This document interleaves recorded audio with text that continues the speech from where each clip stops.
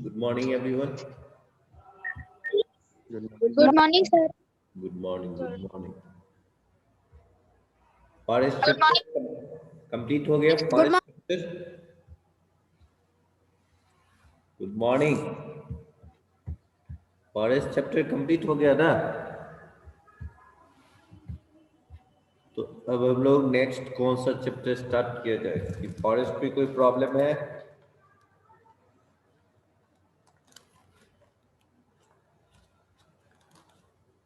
Importance of forest हम लोग discuss किए थे. इसके बाद हम लोग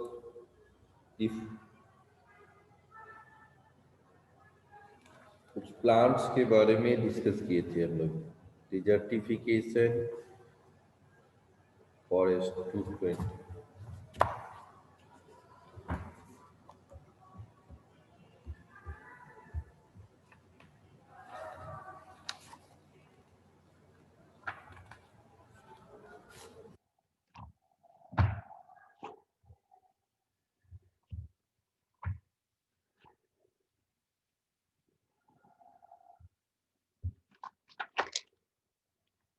Deforestation and consequence of deforestation. तो चलो, what are the consequence of deforestation? ये कौन बताएगा? Raise your hands. What are the consequence of deforestation?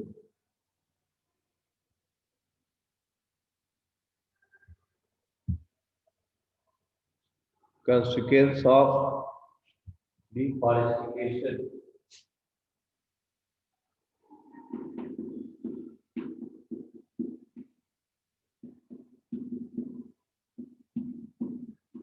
Consequence of deforestation.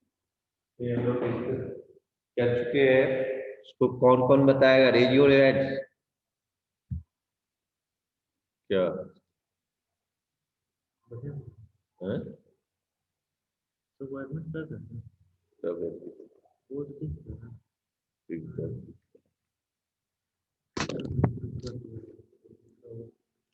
का क्या हो जाएगा? ठीक है. Okay. तो consequence of, चलो बेस्ट विश आ गए.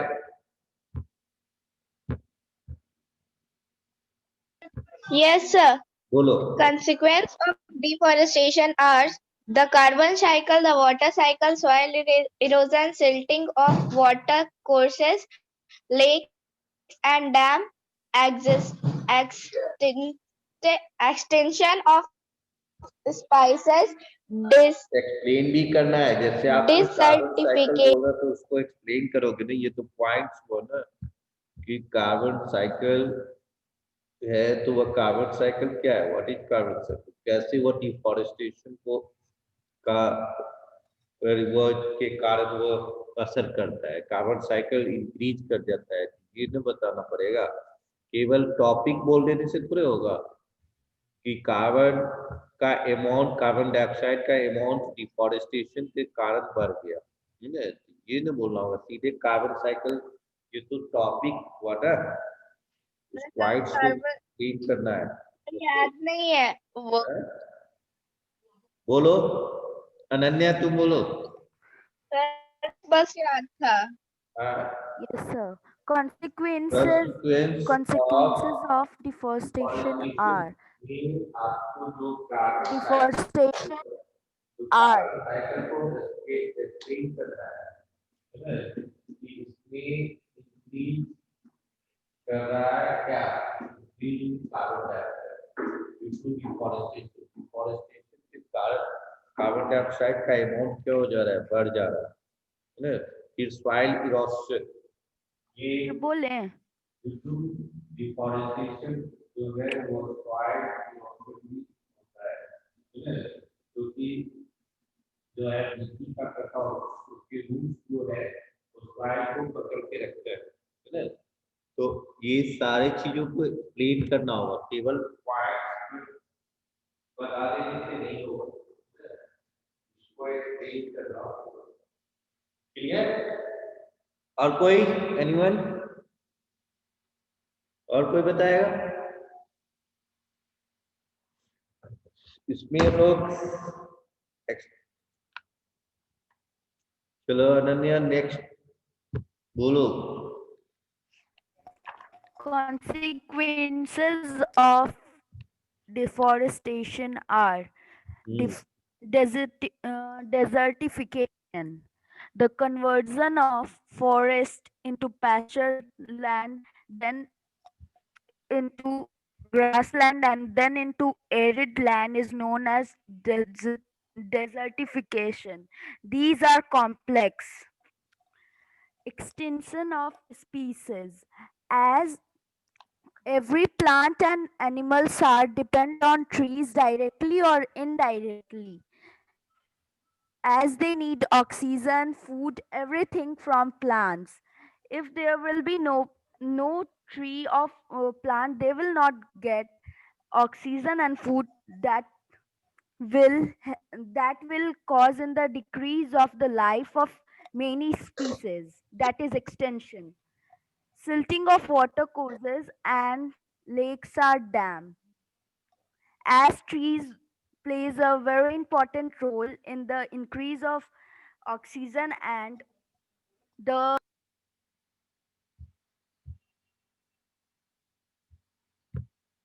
चलो ठीक है, हम लोग टीक प्लांट्स के बारे में बनियान, टीक और नीम, ये थ्री ट्रीयों के बारे में डिस्कस कर लिए थे, है ना?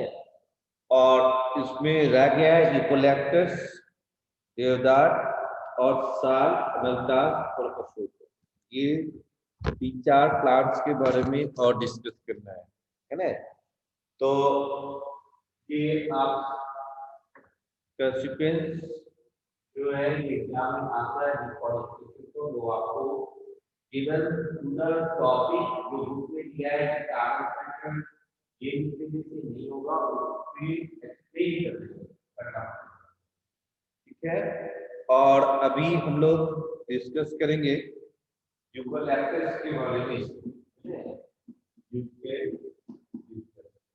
ठीक है? तो ये यूकेलिप्टस भी आपने देखा होगा, है ना? ये eucalyptus tree tall evergreen tree कहा जाता है, जिसमें इसमें ये बहुत ही सीधा होता है, ये इधर उधर टेढ़ा मेढ़ा नहीं पेड़ पौधा होता है ना? यूकेलिप्टस के जो पौधे होते हैं वो सीधा होता है ना? Tall evergreen tree, there are more than 700 species of eucalyptus all over the world.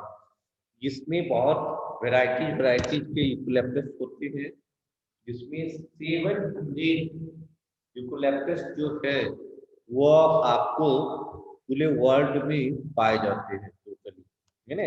उसके काइंड्स और टाइप्स ऑफ यूकेलिप्टस में उसमें तो ये पेपर बनाने में यूज करते हैं, जो पेपर पर हम लोग लिखते हैं, पढ़ते हैं, तो ना मैन्युफैक्चर ऑफ द पेपर में यूकेलिप्टस का पल्प यूज किया जाता है। यूकेलिप्टस के पौधा आपके बुक में भी दिखाया है, और ये आपको जो है लोग, लेकिन इसमें डिमेरिट्स क्या है कि ये इसका रूट्स बहुत अंदर तक चला जाता है, जिससे उसकी पानी का जो है उसका कि पानी को वो खींच लेता है, पानी के सर्च में वो उसका जो रूट्स होता है वो बहुत नीचे तक पहुंच जाता है, ठीक है? तो इसका यूज जो है mainly used as a pulpwood in the manufacture of the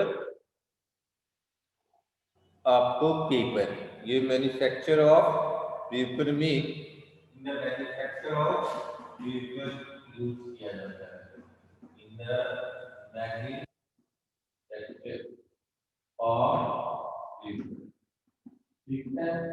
ये पेपर के निर्माण में इसका यूज करते हैं, ठीक है?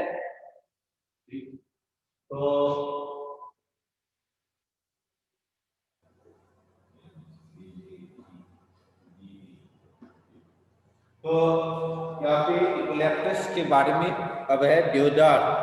यानी देवदार क्या है, तो ये वैसे यूकलिप्टस का यूज जिसको सर्दी खांसी होता है उसमें जो कफ सिरप वगैरह है उसमें भी लोग उसके लीव्स का यूज करते हैं। इन्हें कहता है Himalayan cedar is a special of cedar native to the western Himalayan north east and north central India Himachal Pradesh Uttar is a large evergreen coniferous tree reaching height 40 to 50 meter and sometimes up to 60 meter. Such a conic frond with level branches and dropping branches. तो देखो यहाँ पे ये इस का जो construction है देखने में ये इस तरह से लोग घर के आसपास अशोक का पेड़ लगाता है उसी तरह से उसमें क्या है उसके देखने का उसका जो स्ट्रक्चर है वो देखने में ब्यूटीफुल लगता है। उसी तरह से यहाँ पर देवदार जो दिया है उसका कैसा शेप है ऊन टाइप का शेप है ना, तो वो आपको तो इसकी हाइट जो है वह आपको ज्यादा होता है, ये 30 to 40 मीटर और कहीं कहीं पर तो ये 60 मीटर तक भी हो जाता है। और इसकी मोटाई डायमीटर यानी थिकनेस ऑफ द देवदार ये 3 मीटर तक पहुंच सकता है, 3 मीटर कुछ कहलाता है।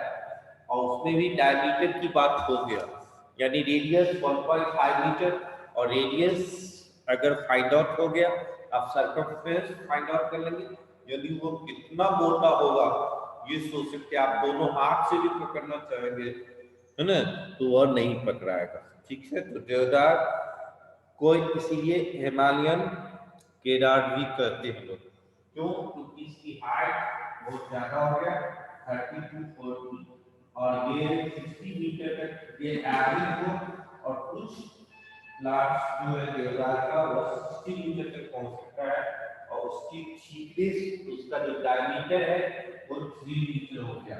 अगर हम इसकी सर्कमफ्रेंस की बात करें तो 2.8 यानी 2.3/2 दैट इज 35 मीटर ये आपका उसका क्या होगा डायमीटर हो जाएगा।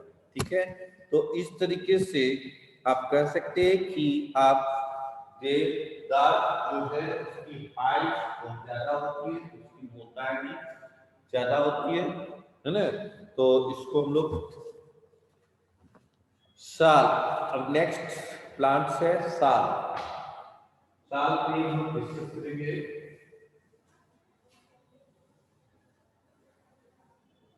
ये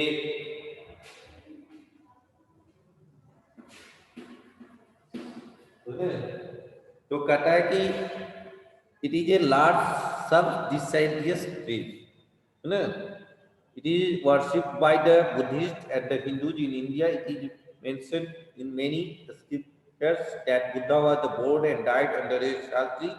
it is found in almost of all parts of the. तो देखो इसकी पूजा होती है साल के पेड़ों पर, वो हिंदू में भी और बुद्धिस्ट लोग भी पूजा करते हैं इसको। क्यों? क्योंकि भगवान बुद्ध जो थे और बुद्धा वो यही है वो आपको जन्म दिए और मरे भी है ना, तो यह स्थिति इसी पेड़ के नीचे है ना, साल का पेड़ के नीचे ही वह बॉर्न किए and died under a sal tree. तो इस कारण से इसको हम लोग पूजा करते हैं हिंदू धर्म में भी और बुद्ध धर्म में, यानी दोनों। तो ये रिलीजियस ट्री के अंदर में आ गया, यानी बुद्ध लोग भी इसको पूजा करते हैं और हिंदू लोग भी। बुद्ध लोग का पूजा करने के पीछे रीजन क्या है कि गॉड बुद्धा जो है भगवान बुद्ध का जन्म इसी साल के नीचे हुआ और बड़े भी इसी के नीचे। वैसे हम लोग नेक्स्ट अमलतास, तो इसको दूसरा नाम जो है द गोल्डन स्वॉर्ड ट्री भी कहा जाता है। क्यों? जब इसमें फूल लगते हैं ना अमलतास के ट्री में, तो पीले पीले जो फूल लगते हैं देखने में बहुत अच्छा लगता है, इसीलिए उसको गोल्डन शोर ट्री भी कहते हैं लोग। तो दैट मीन्स अमलतास जो है वो आपको ये इसका दूसरा नाम है ना, जो द गोल्डन शोर ट्री भी कहते हैं, द गोल्डन शोर ट्री, इसको हम लोग कहते हैं गोल्डन शोर ट्री भी कहते हैं। ठीक है, तो इस तरीके से हम लोग Indian laburnum, it is also called Indian laburnum, is widely grown as an ornamental plant in every part of this world, is recognized for its medicinal properties. तो इसको हम लोग मेडिसिनल प्लांट के रूप में भी, इसका हम लोग मेडिसिन के रूप में यूज करते हैं। तो यानी अमलतास का को हम लोग गोल्डन शोर ट्री भी करते हैं, और ये इंडियन लेबोरनम भी इसको कहा जाता है, और इसका यूज इंडियन लेबोरनम भी करते हैं। तो अमलतास के प्लांट्स ट्री का खासियत है, इसमें जो फ्लावर होते हैं वो बहुत ही देखने में अच्छे लगते हैं, गोल्डन पीले पीले फ्लावर्स होते हैं, इसलिए इसको गोल्डन कलर का हुआ गोल्डन शोर ट्री भी कहते हैं। इसी का दूसरा नाम इंडियन लेबोरनम भी है, और इसका हम लोग बहुत सारे मेडिसिन्स बनाने में भी यूज करते हैं। नेक्स्ट है अशोका ट्री। अशोका ट्री जो है वो आपको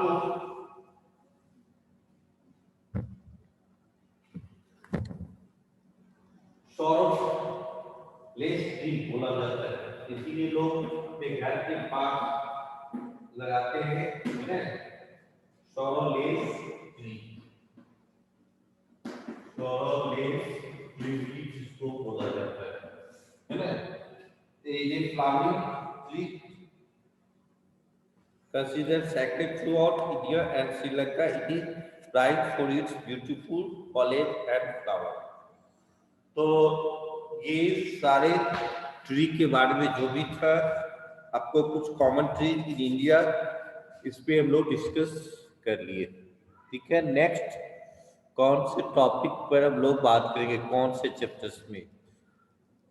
आपको पोर्शंस बताया, मैंने बताया था कि आपको ये चैप्टर्स पे ज्यादा जोर देना है, अभी उतना तक डिसाइड हुआ है, फिर अगर उसमें कोई सुधार होगा तो आपको फिर बताया जाएगा। तो चैप्टर से एक बार राजवीर सानिध्य ये सब भेजा था, है ना, उस चैप्टर्स में अब कौन सा बाकी रह गया? सानिध्य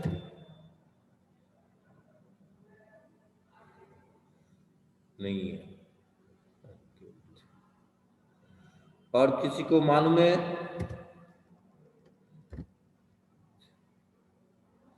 रिया कुमारी मालूम है तुमको कौन सा चैप्टर्स में डिस्कस अब रह गया है रिवीजन करने के लिए? कवि चलो बताओ तुम, अब कौन सा चैप्टर रह गया? बोलो सर, वाटर भी। जोर से बोलो। Ananya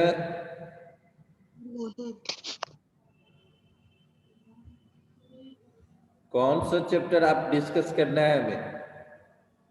sir chapter number 16। 16 अभी नहीं। यस सर, 16 और 10 नहीं हुआ है अभी। ये मैंने पोर्शन दिया था आपको फाइनल एग्जाम के लिए। Yes sir.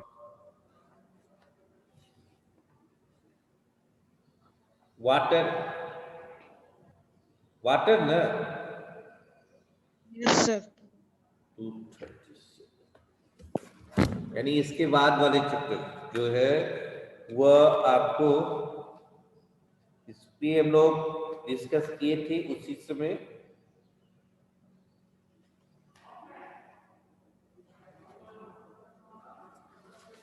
तो हम लोग देखें, इस पे भी हम लोग रिवाइज करेंगे। आज बच्चे कम है, कुछ बच्चे ज्वाइन नहीं किया है, क्यों? व्हाट आर द रीजन दिया है?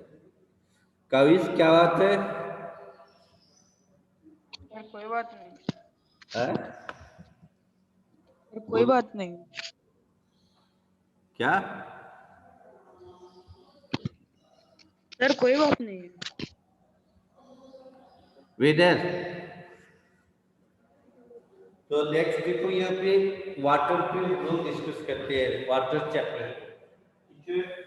और इसको हम लोग कुछ ज्यादा भी नहीं हुआ, इसको डिवाइड करने में ये आपको रीडिंग वन या 1.5 मंथ के अंदर में ही इस चैप्टर पर हम लोग डिस्कस किए थे, ठीक है?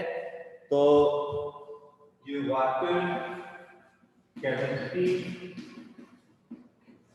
में इसको हम लोग केमिकल फॉर्मूला में हम लोग H2O, ये एक तरह से कंपाउंड है जो एक फिक्स्ड प्रोपोर्शन में होता है, हाइड्रोजन के 2 ऑक्सीजन का 1, है ना? ये रेशियो आपको रहेगा, ठीक है?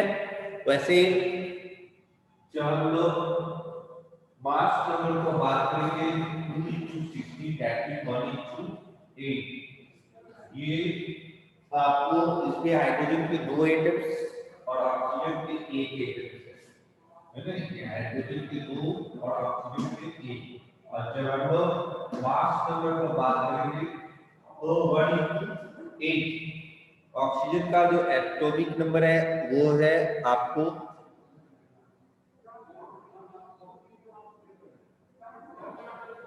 8 और मास नंबर जो है वो 16 है, ठीक है?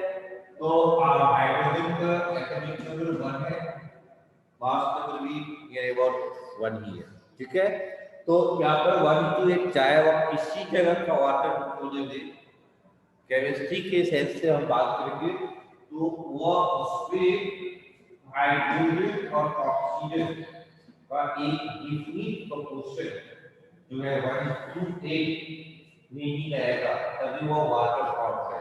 अदरवाइज वो अगर इस अदर रेशियो में चाहे वो अमेरिका का तो उस जगह यही एक डिफिनिट प्रोपोर्शन, इसी को हम लोग कंपाउंड कहते हैं। कंपाउंड में जो है एक डिफिनिट प्रोपोर्शन होता है, whereas मिक्सचर में कोई डिफिनिट प्रोपोर्शन नहीं होता है। मिक्सचर क्या है? इम्प्योर सब्सटेंस है, और ये कंपाउंड क्या है? प्योर सब्सटेंस है। तो दोनों में फर्क आप पढ़े होंगे पहले भी, है ना? ये हम लोग रिवीजन कर रहे हैं तो कुछ एक्स्ट्रा भी जान सकते हैं। तो इसमें मिक्सचर क्या है? इम्प्योर सब्सटेंसेस है, ये इसमें प्रोपोर्शंस में कोई फिक्स नहीं होता है। जैसे आप कोई भी मिक्सचर खाते होंगे तो उसमें क्या है, किसी को ज्यादा साल्टी पसंद है, किसी को कम पसंद है। चाय पीना है तो उसमें किसी को चीनी का अमाउंट किसी को कम चाहिए, किसी को ज्यादा चाहिए, तो ये डिफिनिट प्रोपोर्शन में नहीं होगा, लेकिन कंपाउंड में क्या होगा? एक फिक्स्ड प्रोपोर्शन में होगा, इसलिए उसको प्योर सब्सटेंस में लोग कहते हैं। अगर ये देखो इसके कंपोजिशन बदल दिया तो ये क्या बन गया? ये भी हाइड्रोजन ऑक्सीजन मिक्स है, ये भी हाइड्रोजन ऑक्सीजन मिक्स है, लेकिन दोनों की प्रॉपर्टी जो है वो अलग अलग है। ये हाइड्रोजन पर ऑक्साइड प्रोपर्टी, ठीक है? हाइड्रोजन पर ऑक्साइड प्रोपर्टी, तो इस जगह इसकी काम कुछ और है। ये काम करेगा क्या गिरेगा वहां पर पदार्थ वो गंदगी को साफ करे, लेकिन वाटर जो हम लोग इसको पीने के ड्रिंकिंग वाटर के रूप में भी यूज कर रहे हैं। तो ये इस चैप्टर में जो चर्चा कर रहा है कि ये वाटर जो है हमारे अर्थ पर 2/3 यानी ओनली हम लोग जो रह रहे हैं वो वो लैंड 1/3 है, तो ये आपको 2/3 जो है वो वाटर। इसके बावजूद भी हम लोग वैक्यूम ऑफ वाटर को फेस कर रहे हैं। 75% है ना, ये वाटर है, 2/3 जो है टोटल वाटर की मात्रा है। जैसे सी वगैरह में आप देखते होंगे, है ना, सी व रिवर व इस जगह जो वाटर की जो एबिलिटी है वो लैंड की कंपैरेटिवली आपको बहुत ज्यादा है ना। ये 2/3 आप एक्सेप्ट करते होंगे तो उसमें आप देखते होंगे कि 2/3 इस जगह परसेंटेज निकालेगा, ये 60.667 होगा, यानी 67 नहीं होगा, ये 33 होगा। लेकिन 75% ने ये आपको water stack of the earth, इसके बावजूद भी लोग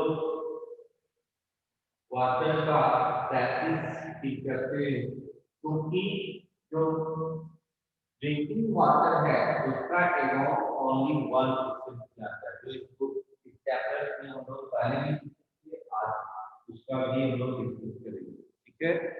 तो इस चैप्टर्स में जो डिस्कस करना है, importance and uses of water, importance and uses of water and availability of water, ये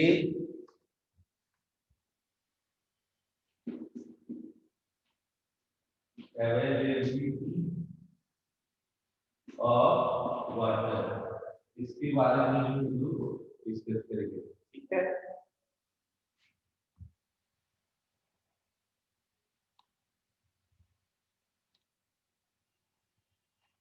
अब देखिए इस डायग्राम को आप देखिए, इस समझ में आ जाएगा, ये पाई चार्ट है। तो मैथ में आप पाई चार्ट बनाना सीख रहे होंगे, इसमें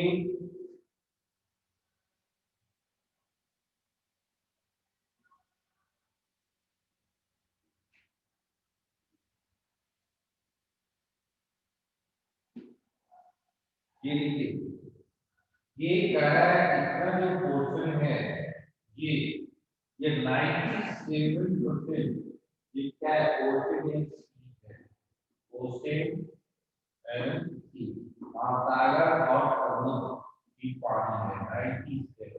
तो आपको बताया गया कि अर्थ में वाटर ही वाटर है ना, तब भी हम लोग वाटर क्लासेस डील कर रहे हैं। और ये जो पोर्शन है ये आपको 2% जो है वो आपको ग्लेशियर एंड आइस कैप का water, glacier and ice cap, बस कितना गया, ओनली 1%। बोले इस 1% में जो है 0.7 वो आपको 0.7% जो है वो है जो आसानी से अवेलेबल नहीं है, नॉट रेडली अवेलेबल है, ये 0.7% और 0.3% जो है वो आपको कहाँ से मिलता है, रिवर, लेक एंड स्ट्रीम, ठीक है। तो ये आपको दैट मींस कि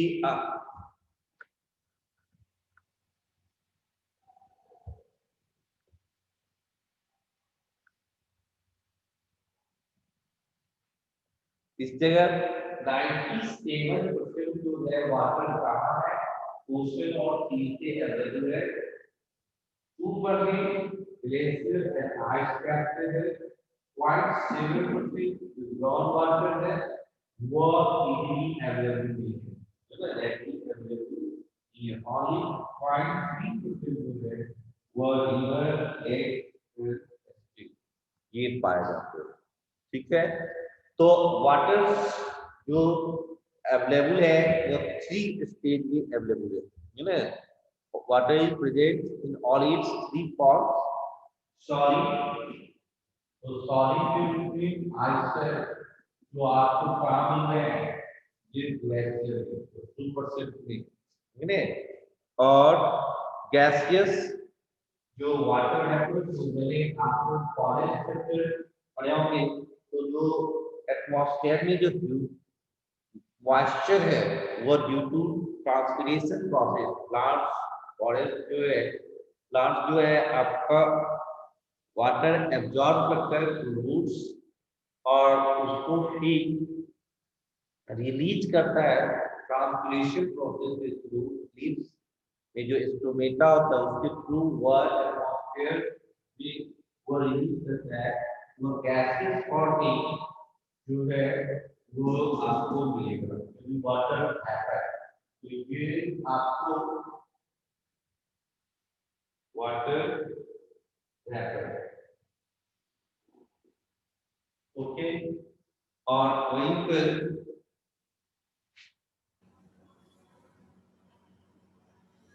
और ये सॉलिड लिक्विड और सॉलिड और गैसेस और लिक्विड फॉर्म में जो वाटर है, तो ये 3 स्टेज है, 3 स्टेज में ये वाटर अवेलेबल है, सॉलिड, लिक्विड और गैस। सॉलिड आइस के फॉर्म में हुआ, लिक्विड वाटर के फॉर्म में, या गैसियस वाटर वेपर जो है। तो लिक्विड फॉर्म में कहाँ अवेलेबल है, वो ocean seas, river, lakes and stream, ये सब जो है आपको 99% 99.7% आपको किस फॉर्म में है, लिक्विड फॉर्म में, है ना। और जो है आपको 0.3%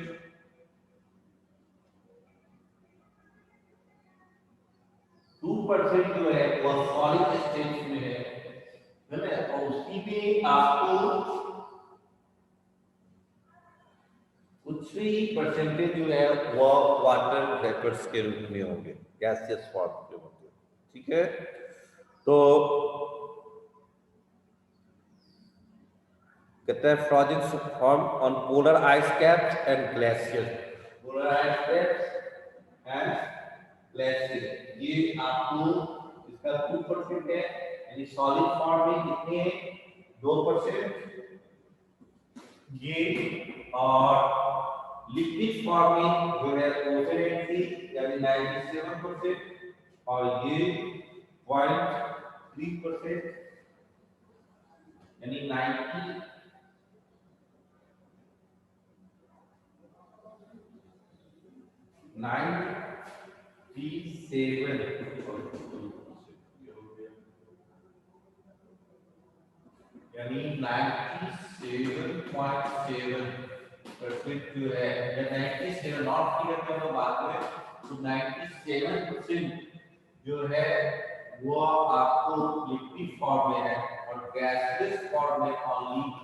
1% जो आपको ट्रांसपिरेशन प्लांट्स वगैरह जो है मॉइस्चर के फॉर्म में वेपोरेट करके, जैसे गर्मी ड्यू टू टेम्परेचर की वजह से भी जो ओपन एरिया में वाटर है, सी ओशन, ये हाइड करेगा, है ना। उसकी स्पेसिफिक हीट कैपेसिटी के बारे में भी हम लोग डिस्कस किए थे।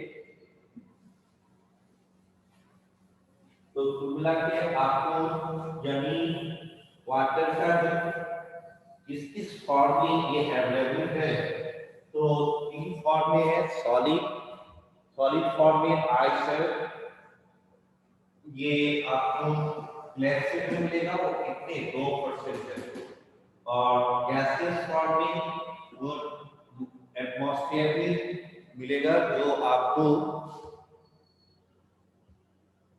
नियर अबाउट 1% भी नहीं है, उससे कम है। और 2% ये 97% जो है वो आपको लिक्विड फॉर्म में मिलता है। और लिक्विड फॉर्म में यानी सॉलिड स्टील 2%, लिक्विड फॉर्म में तो ओसेन सी रिवर ये जो है उस केस में 97 और गैसेस जो वेपर के फॉर्म में है उसमें ओनली 1%। ठीक है, तो ये आपको about 97% of all the water on the earth is present in ocean and sea. This water is very salty and cannot be used for our daily needs. जो आपको ओशन और सी में इसमें यही से आपको साल्ट का फॉर्मेशन है। इसी पानी को क्या किया, कहीं डाल दिया, इवोपरेट कर जाएगा, वो सॉलिड फॉर्म में आ जाएगा, वो साल्ट बन जाएगा। तो ये साल्टी वाटर होते हैं वो 97% है। तो इस जगह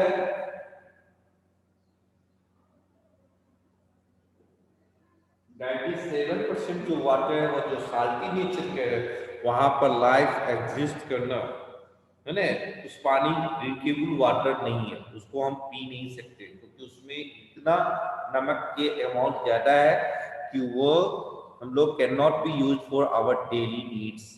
जो हम लोगों की जो जरूरत है उसको हम लोग यूज नहीं कर सकते। Only 3% of water on the earth is fresh water which is good for human use. तो ओनली 3% तो आप देख रहे हैं वही हम लोग डेली नीड्स के रूप में यूज करते हैं, है ना। इस 3% में भी प्रॉब्लम है ना, उसमें भी आपको इसीलिए ये वाटर क्राइसिस जो आपको ओनली 0.3% जो है ये फ्रेश वाटर इसको हम पी सकते हैं, टेबल वाटर के रूप में यूज करते हैं। ठीक है, तो यानी तो आपने चार्ट जो देखा था कि 0.3% क्या है, रिवर्स, लेक्स एंड स्ट्रीम्स में अवेलेबल है। ये रेडली, ये आसानी से अवेलेबल है। इसको फिर है ना प्यूरिफाइड करेगा, इसमें भी बहुत सारी इम्प्योरिटीज होगा, ये भी ड्रिंकिंग वाटर में ले जाएगा, है ना। तो उसको हम लोग कैसे प्यूरिफाइड करके यूज करते, इसी कारण से वाटर का स्कार्सिटी है। स्कार्सिटी ऑफ वाटर के पीछे क्या रीजन बिहाइंड है ना, स्कार्सिटी। ये आपको नेक्स्ट क्लास में तो पढ़ के आना है कि क्यों हमें वाटर का क्राइसिस हो रहा है, स्कार्सिटी हो रहा है, उसके पीछे क्या रीजन बिहाइंड है। कि वाटर 2/3 में है ना, तभी में वाटर की स्कार्सिटी हो रही है ना, उसके पीछे रीजन क्या है। ठीक है, और कौन कौन से स्टेट्स है, 3 स्टेट्स हो गया, सॉलिड, लिक्विड और गैस। ओके, तो लोकल सोर्स ऑफ वाटर